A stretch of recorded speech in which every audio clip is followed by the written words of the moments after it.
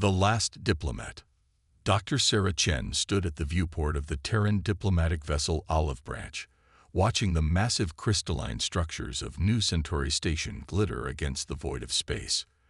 The station served as the seat of the Galactic Confederation's power, a testament to their technological superiority and their arrogance. Her reflection in the reinforced transparent aluminum showed a woman who hadn't slept in days, her usually pristine diplomatic uniform, wrinkled from too many hours spent in emergency meetings. "They're ready for us, Ambassador," her aide Marcus said from behind her. His voice carried the weight of what they both knew. This wasn't just another diplomatic mission. It was humanity's last chance. Sarah turned, squaring her shoulders.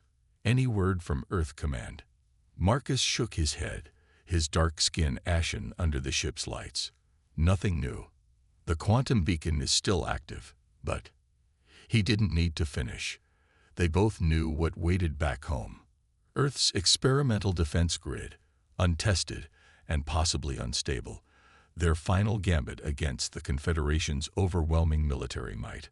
The journey through New Centauri Station felt like a funeral march. Alien diplomats from 1,000 worlds parted before them, their varied physiologies united in expressing the same emotion: contempt. Humanity was the youngest species in the Confederation, barely spacefaring by their standards. But they had committed the ultimate sin in the Confederation's eyes. They had refused to share their newest scientific breakthrough. The council chamber doors loomed before them, 3 times human height and carved from what appeared to be a single piece of translucent crystal. Sarah could see the shadowy forms of the council members through the door, waiting to pass judgment. "Remember," Sarah whispered to Marcus, "no matter what happens in there, Protocol Omega remains active." The doors parted silently, revealing the amphitheater-like chamber beyond. 12 beings sat in a semicircle, representing the founding species of the Confederation. At their center sat High Chancellor Vex Thor, his crystalline body refracting light in complex patterns that Sarah's neural translator interpreted as barely contained anger. Ambassador Chen. Vex Thor's thoughts resonated directly in her mind. The standard method of communication in these chambers. "You come before us again, despite our final warning." Sarah stepped forward, her boots clicking against the polished floor. "Honorable Council, I come with new information regarding Earth's position on the sharing of consciousness transfer technology."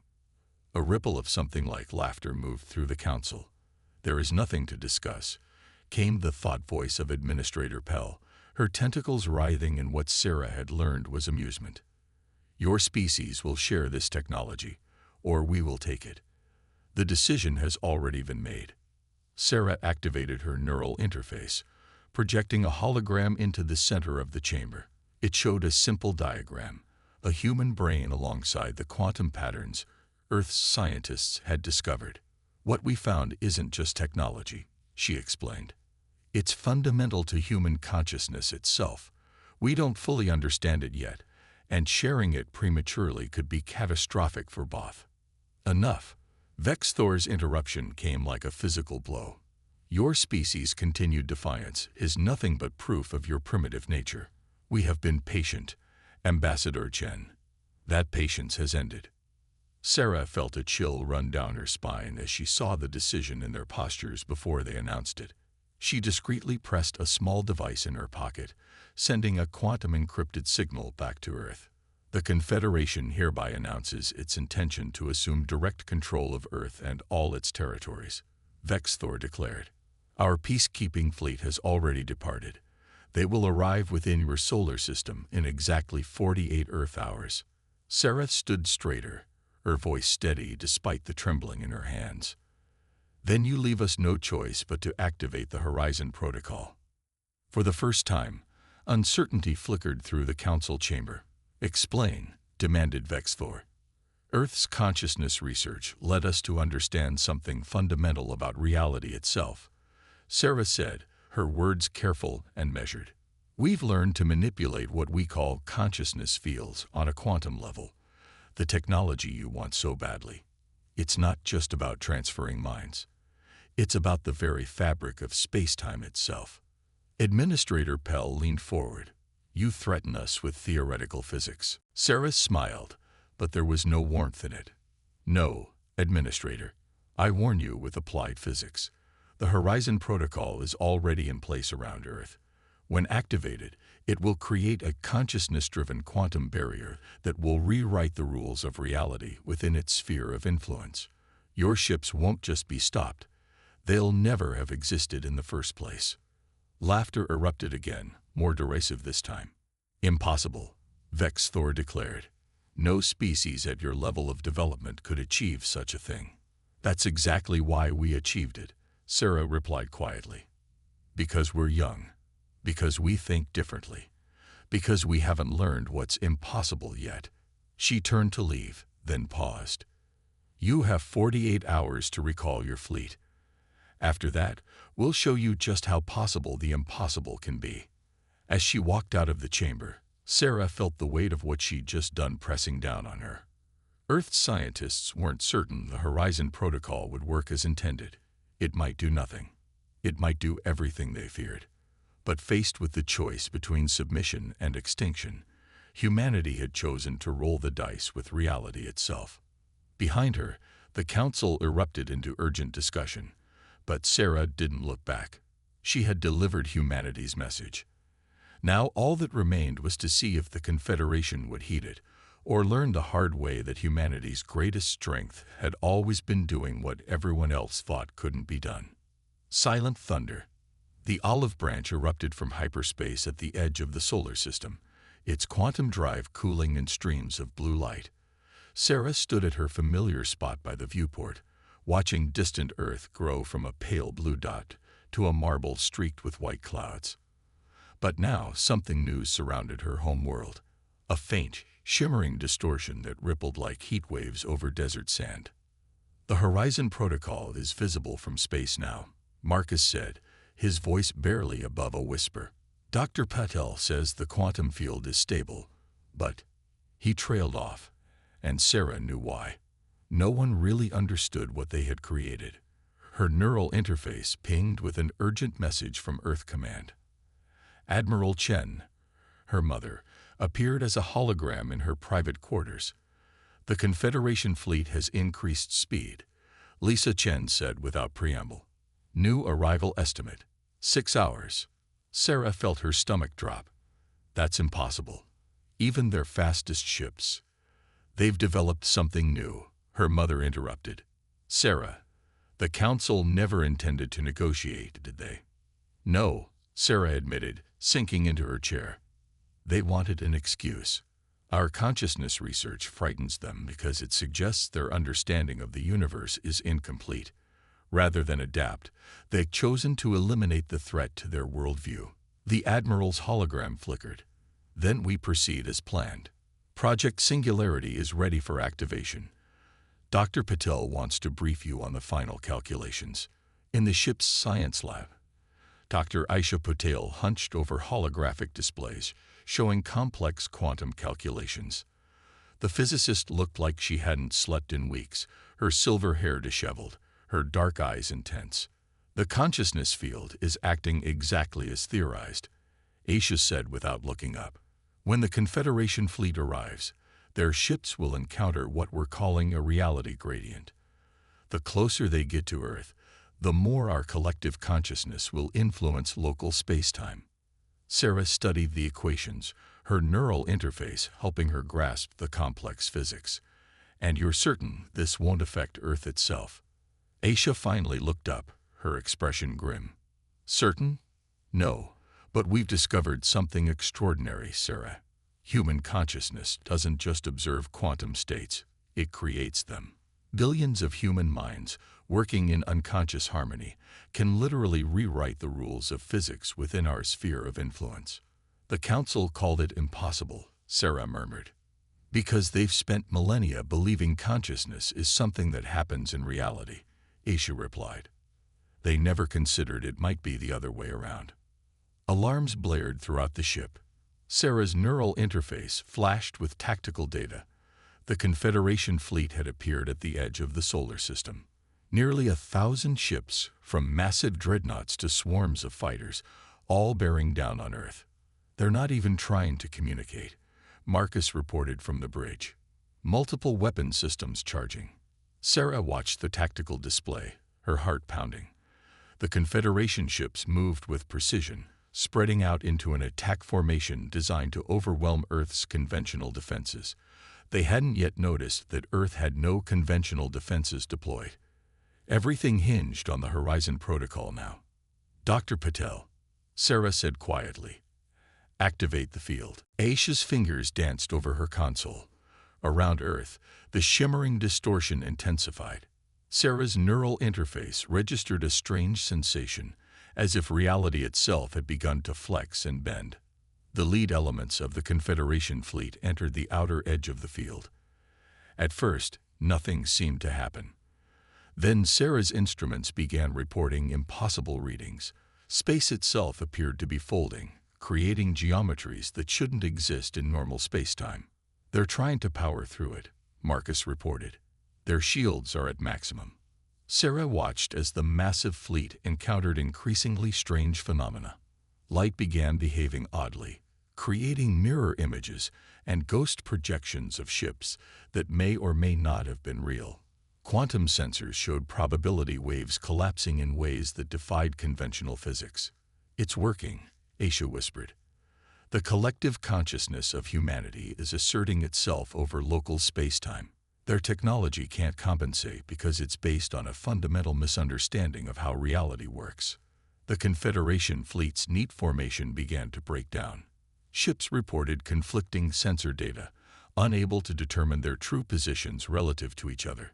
Energy weapons fired, but their beams curved in impossible ways, missing their targets or simply vanishing into probability spaces that didn't exist moments before.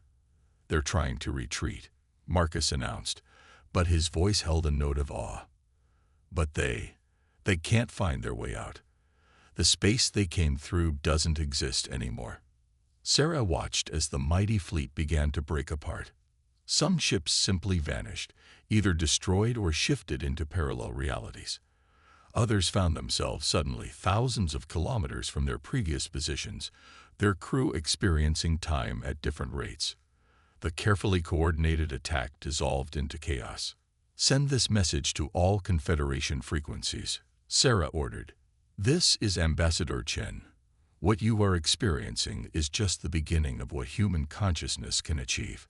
Withdraw now, while you still exist in a reality that allows you to do so." For several tense minutes, there was no response. Then, one by one, the remaining Confederation ships began powering down their weapons.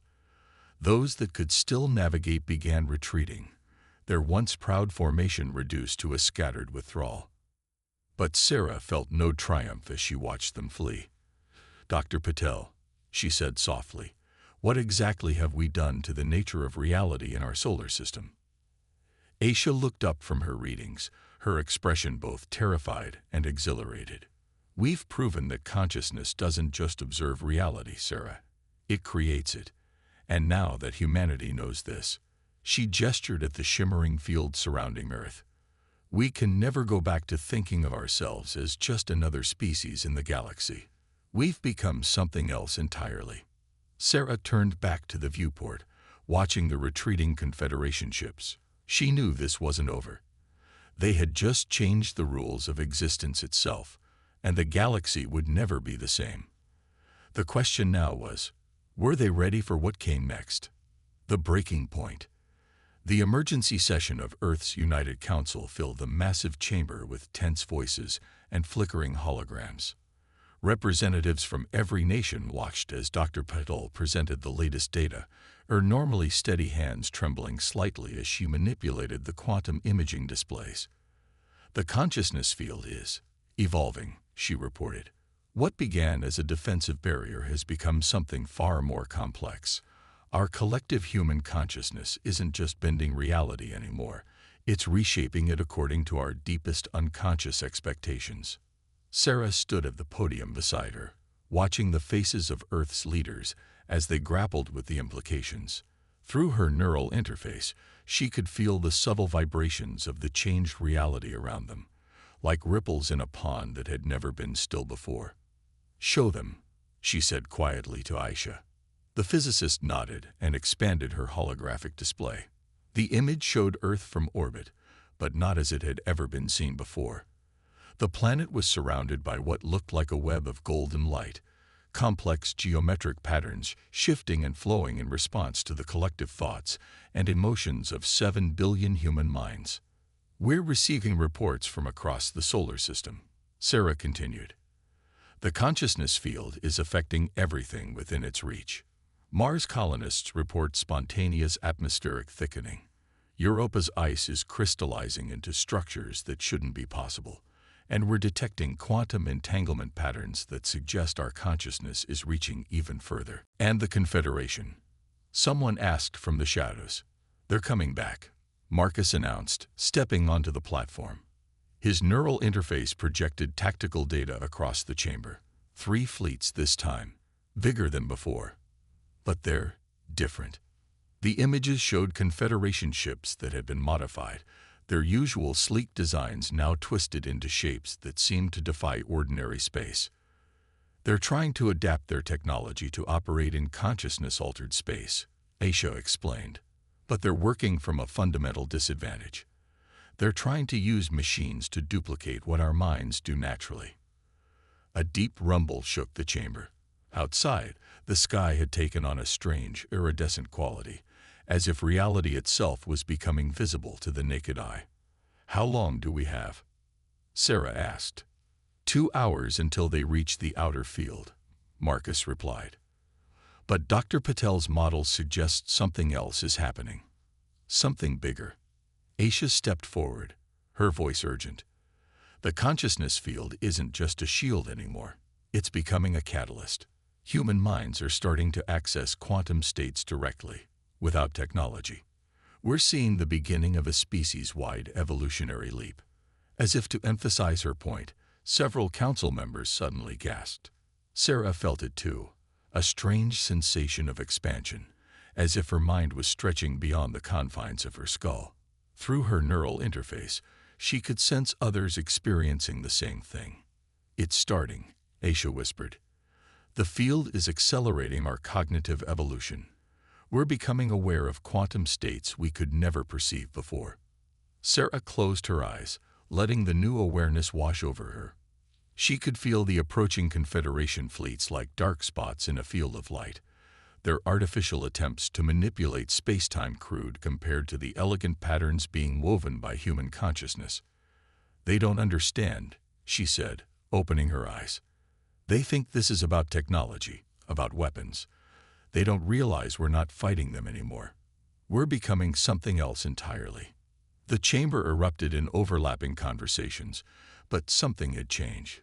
People weren't just speaking. Ideas and emotions flowed between them in waves of quantum information, visible now to their evolving senses. Admiral Chen's hologram appeared in the center of the room, her expression grave. The Confederation ships are accelerating. They're attempting to pierce the field with some kind of quantum tunneling device. Let them come, Aisha said, her eyes fixed on her readings. They're about to witness the true power of consciousness over reality. The next hour passed in a blur of preparation and adaptation. Across Earth, humans were awakening to new abilities, their minds reaching out to touch the quantum fabric of space itself. The consciousness field had become a tsunami of human potential, rolling outward through the solar system. When the Confederation fleet arrived, they found something very different from their first encounter. The space around Earth wasn't just bent or distorted. It had been fundamentally reimagined by billions of human minds working in concert. They're firing, Marcus reported, but his voice held no fear. The quantum torpedoes and energy beams launched by the Confederation ships met a reality that simply refused to accommodate their existence. Laws of physics rewrote themselves on the fly, transformed by human expectation and will. Sarah watched through both her eyes and her expanded consciousness as the mighty fleet found itself trapped in a space that no longer operated according to their understanding of reality. Ships phased in and out of existence, their crew experiencing multiple timelines simultaneously. My God, someone whispered. We're not just defending ourselves. We're showing them what reality really is. Through the quantum noise, a transmission cut through. The face of High Chancellor Vex Thor appeared, his crystalline features distorted by fear. "What have you done?" he demanded. "This is impossible." Sarah stepped forward, and as she spoke, she felt the weight of humanity's collective consciousness behind her words. "No, Chancellor, this is evolution. We tried to tell you our consciousness research wasn't just about technology. We were discovering what we truly are, what we could become." The chamber fell silent as the implications of humanity's transformation began to sink in. They weren't just a young species anymore.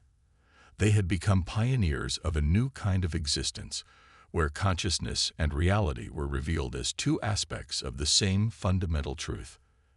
As the Confederation fleet retreated once again, Sarah turned to Aisha. "How far will this go?" The physicist smiled, her eyes reflecting the quantum patterns that now filled their world. "That's the most beautiful part, Sarah. We're only beginning to understand what consciousness can really do. The universe isn't what any of us thought it was, and we're about to find out what it really is."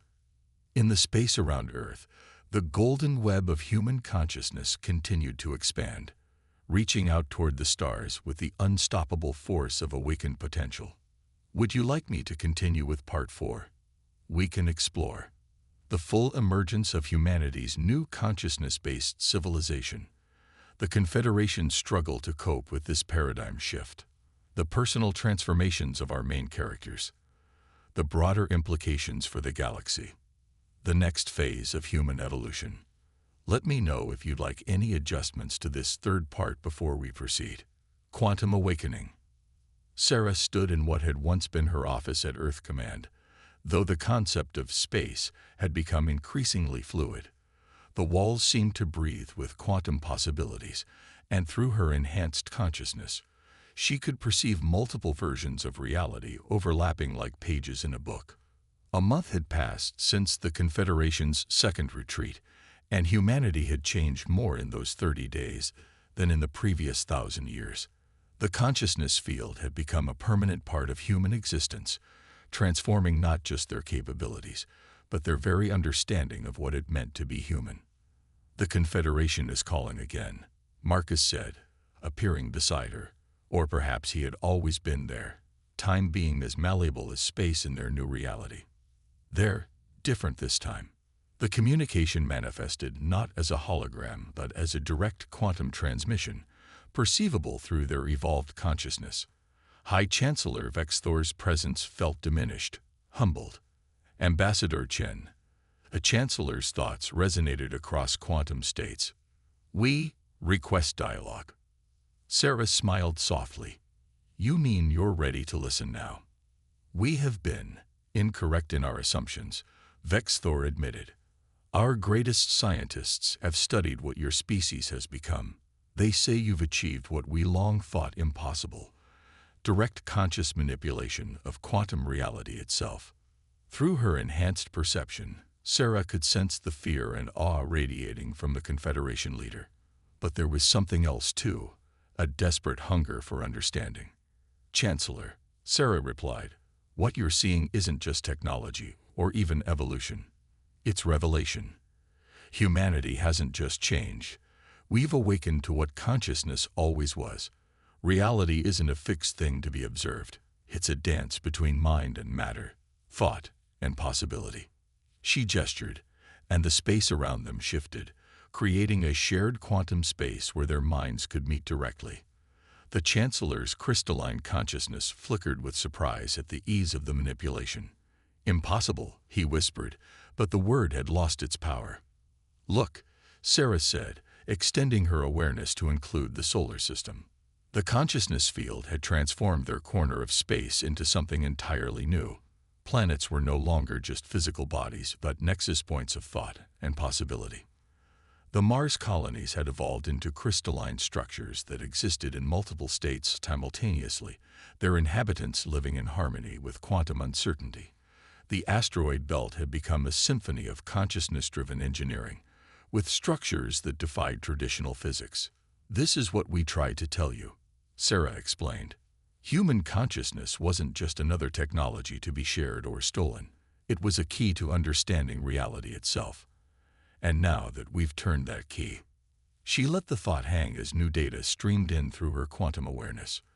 Across Earth and its colonies, humans were discovering abilities that would have seemed godlike just months ago. Children were being born with innate quantum perception. The very nature of human society was transforming as individual consciousness began to merge and separate in fluid voluntary patterns. But how do we proceed? Vexthor asked, his thoughts tinged with uncertainty. Your species has become something we don't understand, something that makes our most advanced technology look primitive. That's why I've asked for this meeting. Sarah said, we're offering to teach you. The shock rippled through quantum space. Teach us, after we tried to conquer you. Because you tried to conquer us, Sarah corrected. Because you showed us exactly what happens when advanced technology is paired with limited consciousness. We don't want to rule the galaxy, Chancellor. We want to wake it up. She expanded their shared perception, showing him the possibilities the human scientists had already begun to explore. Ways to gradually expand consciousness across species barriers. Methods for teaching other races to access their own quantum potential. It won't be easy, she admitted. Your species, like many others, has spent millennia believing in a mechanical universe. Learning to see reality as a product of consciousness will require you to question everything you think you know. But the alternative? She didn't need to finish the thought.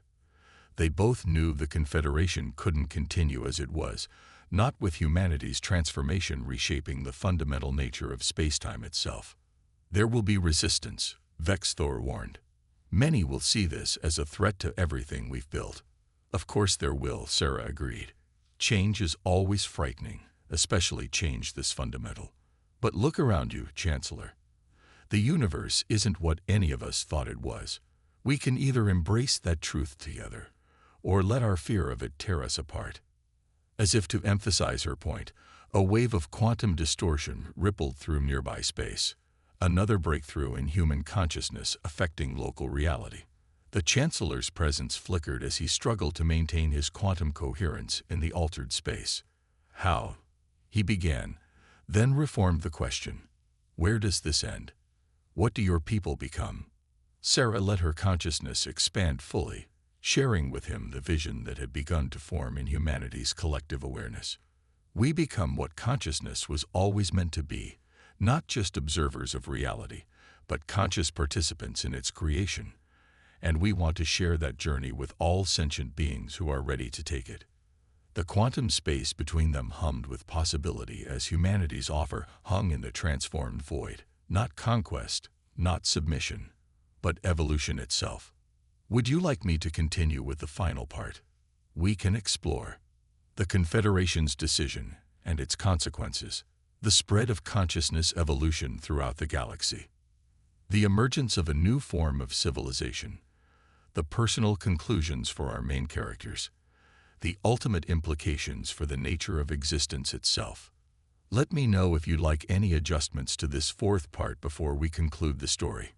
Consciousness Ascendant. 1 year after humanity's quantum awakening, the galaxy had become unrecognizable. Sarah stood in the transformed chamber of the Galactic Council, though standing was now a flexible concept. The space around her existed in multiple quantum states simultaneously, shaped by the collective consciousness of dozens of species learning to embrace their new potential.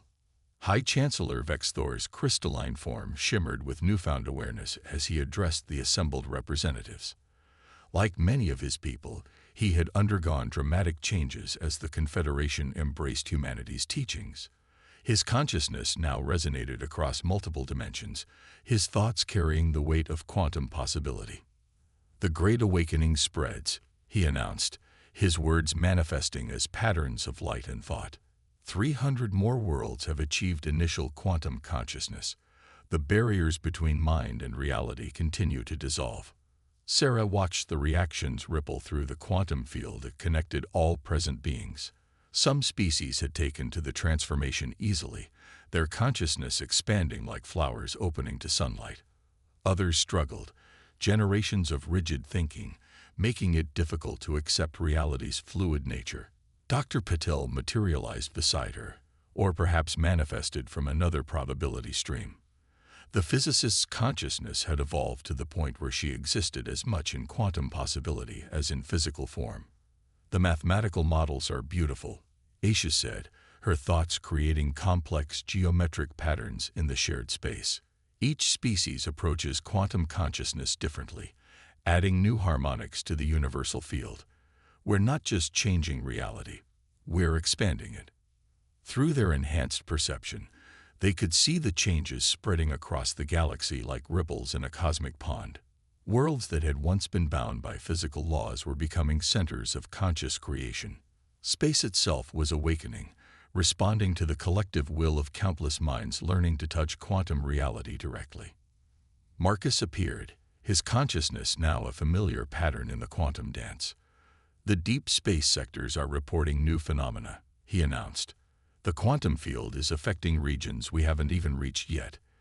It's as if reality itself is anticipating its own evolution." Sarah expanded her awareness, touching the vast network of consciousness that now spanned known space. Humanity had become not rulers but teachers, helping other species navigate the transformation they had inadvertently triggered. The process wasn't always smooth. Some civilizations had initially reacted with fear or aggression to the changing nature of reality, but the tide of evolution proved impossible to resist. "Show them," she said to Aisha. The physicist conjured a vast quantum visualization, displaying the galaxy not as it appeared in physical space, but as it existed in consciousness space. Brilliant networks of thought and possibility connected stars and worlds. Species that had once been bitter enemies now shared consciousness streams, their differences dissolving in the face of a greater understanding. "We still don't know how far this will go," Aisha admitted. "The deeper we delve into quantum consciousness, the more we realize how little we truly understood about the nature of existence." A ripple of acknowledgement passed through the assembly. They had all seen the signs, reality becoming increasingly responsive to conscious intent, the boundaries between thought and matter growing thinner, new dimensions of existence revealing themselves as consciousness expanded. "Perhaps that was always the point," Sarah suggested. "Not to understand everything, but to keep evolving, keep expanding, keep becoming more than we were." High Chancellor Vexthor's consciousness resonated with agreement. "When we first encountered humanity, we thought we were the teachers, the advanced civilization bringing order to the galaxy. Instead, you showed us that we were all students, barely awakened to our true potential." Sarah smiled, the expression carrying across multiple quantum states. "And we're still learning. Every species that achieves quantum consciousness adds something new to our understanding. We're not just changing reality, we're growing it." As if in response to her words, a new wave of quantum potential swept through the galaxy. On countless worlds, beings looked up at their skies and saw not just stars but possibilities. The age of limited consciousness was ending, replaced by something far greater than any single species could have imagined. "The question remains," Marcus said, his thoughts creating patterns of possibility. "What do we become? Where does this evolution lead?" Sarah extended her consciousness to its fullest, touching the quantum field that now connected all awakened beings. Through it, she could feel the potential of countless minds working in harmony, each contributing to the greatest transformation in the history of consciousness. "We become what we always were," she answered, "but never knew until now. Not just observers of the universe, but active participants in its creation. Not just beings in reality, but shapers of it."